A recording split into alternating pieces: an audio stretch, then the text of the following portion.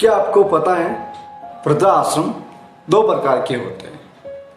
पहला वह जिसमें भाड़े से रहना पड़ता है और दूसरा वह जिसके मालिक हम होते हैं। पर पहला वाला वृद्धाश्रम दिखता है और दूसरा वाला नहीं दिखता। बस इन दोनों में इतना सा ही फर्क है। क्या वास्तव में बुजुर्ग हो जाने पर उस इंसान को परिवार की आवश्यकता नहीं रहती या नहीं होती, या फिर राजाओं की तरह संन्यास आश्रम का पालन करते हुए घर छोड़कर चले जाते हैं। लोग पूछते हैं, पर सही मायने में कहा जाए ना तो एक बूढ़े माँ बाप की आंखों में जो अपने बच्चों के लिए जो प्रेम स्नेह होता ना, उसे सिर्फ एक बूढ़ी आत्मा ही समझ सकती है। ऐसे कौन से बूढ़े माँ बाप या माता पिता होंगे जो अपने परिवार के साथ नहीं रहना चाहते। वो अपने परिवार के साथ रहना चाहते हैं, उनके साथ एक एक पल बिताना चाहते हैं, और सबसे बड़ी बात वो अपने पोता पोती को देखना चाहते हैं, उनके साथ छोटे बनकर खेलना चाहते हैं। और सबसे बड़ी बात यह भी है, हकीकत है कि बेटे से ज़्यादा एक बूढ़े माँ बाप अपने पोता पोती को प्यार करते हैं। हर एक माता पिता अपने बच्चों के पालन पोषण के लिए अपनी जवानी के दिन रात एक कर देते हैं, और अंत में बेटा क्या बोलता है कि आपने अगर मुझे जन्म दिया तो आप मुझे पढ़ाओगे ही और मेरा पालन पोषण भी करोगे और मेरी शादी भी करोगे। पर क्या माता पिता के कर्तव्य में ये भी लिखा था कि जब तेरी शादी हम कर देंगे उसके बाद तो हमें वृद्धाश्रम छोड़ देना। ये तो किसी कर्तव्य में तो नहीं लिखा था माता पिता के। फिर भी बेटे अपने बूढ़े माँ बाप को ये नहीं सोचते कि सुख दुख दिन रात एक करके, चाहे एक रोटी उन्हें मिली होगी तो उसके 4 से 5 टुकड़े करके सभी बेटों को खिला दिया होगा और वो माँ बाप भूखे सो गए होंगे। पर उन्हें तो यही लगता है कि अब इनकी इस घर में ज़रूरत नहीं है, इसलिए उन्हें वृद्धाश्रम भेज देते हैं, या उन्हें वृद्धाश्रम जाने के लिए प्रेषित या बॉन्डित किया जाता है, उनके ऊपर अत्याचार किया जाता है कि जिसकी वजह से वह ये घर छोड़कर चले जाएंगे। बेटा जब तक समझता है ना कि अगर बूढ़े माँ बाप में से अगर एक भी नहीं है, चाहे वो पिता हो चाहे वो माता, तो एक बूढ़ी आत्मा पर क्या बीतती होगी जब बेटा उन्हें ताने सुनाता है कि सारे दिन आप घर में रहते हो, कुछ कामकाज नहीं करते हो, ये लाओ वो लाओ, ये करो वो करो। तब एक पिता या माता जो अकेलापन महसूस करते हैं ना, शायद वो बेटा कभी समझ ही नहीं पाता अपने माता पिता को, और वो माता पिता भी अपने बेटे को अपने दिल की दास्तान नहीं सुनाता, क्योंकि पता है अगर वो बूढ़ा माँ बाप या माता या पिता अपने बेटे को अपनी दास्तान सुनाएगा तो बेटा और कुछ नया ताना सुना के चला जाएगा। आपने सुना है सारस पंछी के जो जोड़े होते ना,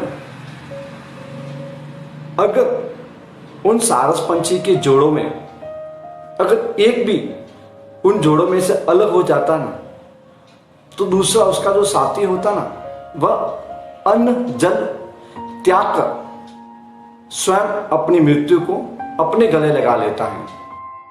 इतना ही नहीं, जब बेटा अपने माता पिता को वृद्धाश्रम छोड़ आता है ना, तो उन माता पिता के दिल से उस बेटे के प्रति कभी ममता कम नहीं होती, क्योंकि उन माता पिता ने उस बेटे को छोटे से बड़ा किया है।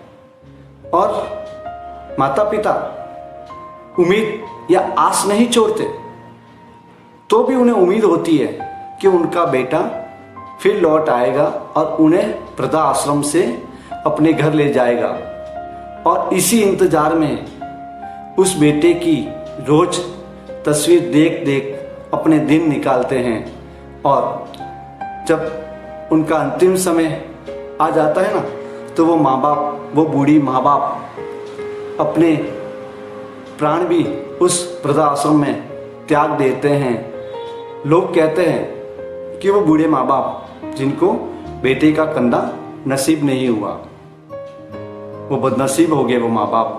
पर मैं उन्हें बताना चाहूँगा, बदनसीब वो माँ बाप नहीं, वो बेटा है जिसे अंतिम समय में अपने माता पिता की सेवा करने का भी मौका ना मिला और उसे कंधा भी न दे सका, उन्हें अंतिम समय में कंधा भी न दे सका। हकीकत में तो वो होते हैं बदनसीब बेटे। पर आज मैंने यह भी देखा है कि कुछ माता पिता ऐसे भी होते हैं, कुछ माता पिता ऐसे भी होते हैं जो अपने बेटे की खुशी के लिए, अपने बेटे की खुशी के लिए स्वयं घर छोड़कर वृद्धाश्रम चले जाते हैं, क्योंकि उन्हें पता है अगर हम इस घर में रहेंगे तो बेटे और बहू के बीच हमेशा झगड़ा चलता रहेगा, और वो झगड़ा किसी और के कारण से नहीं, हमारे कारण से होता है। इसीलिए वो माता पिता, ऐसे सूझबूझ समझ वाले माता पिता अपने बेटे की खुशी के लिए खुशी खुशी घर छोड़कर वृद्धाश्रम चले जाते हैं। ऐसे भी माता पिता आज इस दुनिया में है। इतना तो तूने सिखा ही दिया ए जिंदगी, इतना तो तूने सिखा ही दिया ए जिंदगी, रिश्ता सबसे रखो पर उम्मीद किसी से नहीं। इंसान कितना स्वार्थी हो गया है आज के ज़माने में, इंसान कितना स्वार्थी हो गया है आज के ज़माने में। वो लोगों की नज़रों में अच्छा बनने के लिए, लोगों की नज़रों में अच्छा बनने के लिए अपने माता पिता को अपने घर में रखता है। लोगों की नज़रों में सिर्फ अच्छा बनने के लिए ज़बरदस्ती अपने माता पिता को नहीं चाहते हुए भी अपने घर में रखता है। और कुछ बेटे तो ऐसे भी हैं कि माता पिता को प्यार नहीं करते, उनके द्वारा जो जीवन में जो संपत्ति पूंजी कमाई गई ना, उससे प्यार करते हैं और उसे पाने के लिए झूठी मूठी माता पिता की सेवा करते हैं, क्योंकि उन्हें पता है अगर उन्हें घर से निकाल दिया तो मेरे माता पिता जो जमीन जायदाद, जो पैसे हैं, वो किसी और को बांट देंगे या किसी और के नाम कर देंगे। इसलिए बेटा स्वार्थी, सिर्फ पैसों के लिए स्वार्थी बन के अपने माता पिता की सेवा करता है कि वो मर जाने के बाद सारी पूंजी या सारी प्रॉपर्टी पर उसका अधिकार हो। और ऐसे भी बेटे देखे हैं जो स्वयं अपने माता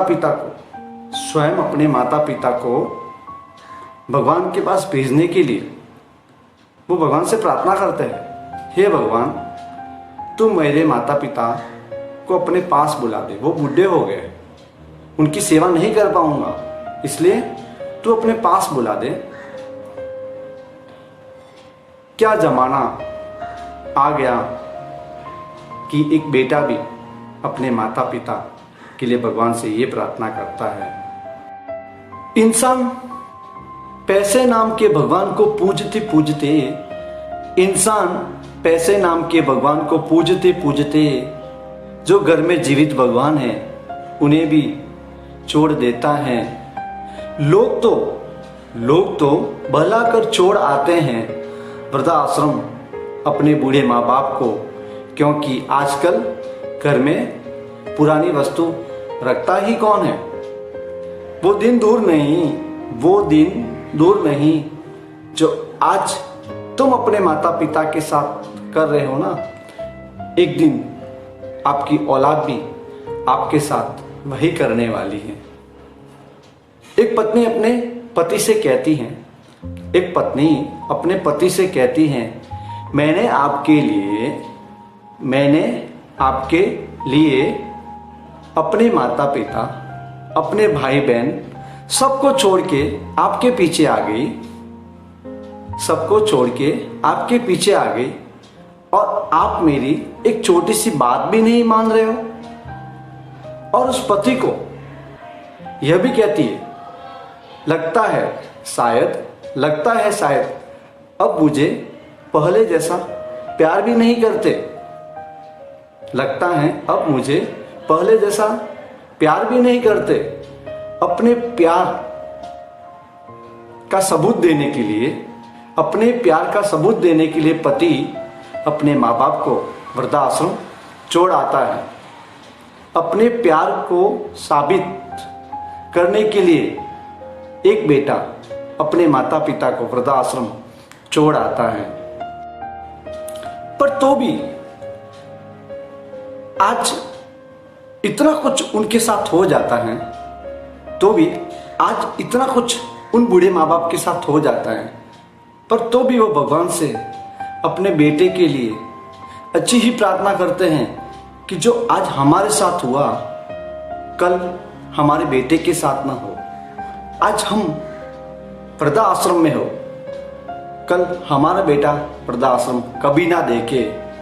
ऐसी सोच आज भी वो माता पिता रखते हैं, जिनके साथ वो बेटा अपने पत्नी के कहने पर इतना जुल्म उनके साथ करता है।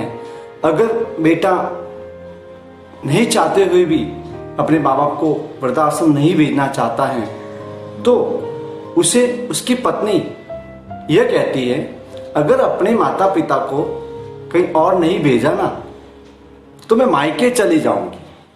मायके की धमकी देकर उस बेटे को मजबूरन कभी कभी इतना गंदा स्टेप भी उठाना पड़ता है जो उसे जीवन भर बहुत दुख देता है।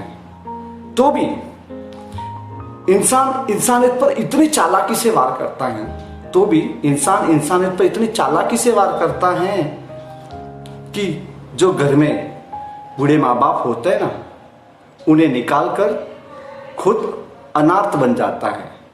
उन्हें घर से निकाल कर खुद अनाथ बन जाता है। आपको पता होगा, जब एक माता पिता अपने संतान को जन्म देते हैं ना, उससे पहले 9 महीने वो उनकी कोख में पलता है, और 9 महीने में उसके पूरे शरीर का निर्माण होता है। उस निर्माण के दरमियान जब एक बेटा या बेटी जो उनकी कोख में होता है, जब वो लात मारता है ना, उस माँ की कोख में बैठकर लात मारता है ना, तो जितना दर्द उस माँ को होता है ना, पर वो माँ उस दर्द को दर्द नहीं खुशी समझती है, और उस लात को खुशी में अनुभव करती हैं। वो होती है माँ, और वो होते हैं पिता, जो कितना भी बड़ा संकट आ जाए ना, अपने सपूत पुत्र हो चाहे कपूत पुत्र हो, उनका साथ कभी नहीं छोड़ते। ऐसे होते हैं वो माता पिता, पर हम उनके साथ क्या कर देते हैं। एक कवि लिखता है, जिसके आंचल में रहकर पलना था सीखा, जिसकी उंगली पकड़कर चलना था सीखा, जिसके आंचल में रहकर पलना था सीखा, जिसकी उंगली पकड़कर चलना था सीखा, आज वही बच्चे माँ के दूध का ऐसा कर्ज चुकाते हैं, अपने ही माँ बाप को वृद्धाश्रम छोड़ आते हैं। जिसके कंधे पर बैठकर देखा था मेला, जिसने तुम्हारी खातिर सारा दुख था झेला, जिसके कंधे पर बैठकर देखा था मेला, जिसने तुम्हारी खातिर सारा दुख था झेला, ऐसे माँ बाप को वो खुशियाँ नहीं दे पाते, ऐसे माँ बाप को वो खुशियाँ नहीं दे पाते, अपने माँ बाप को वो वृद्धाश्रम छोड़ आते। जिसने हर सुख दुख में तुम्हारा साथ नहीं छोड़ा, जिसने कभी अपने कर्तव्यों से मुंह नहीं मोड़ा, जिसने हर सुख दुख में तुम्हारा साथ नहीं छोड़ा, जिसने कभी अपने कर्तव्यों से मुंह नहीं मोड़ा, आज अपने माँ बाप का वो हाथ ऐसे ही छोड़ जाते हैं।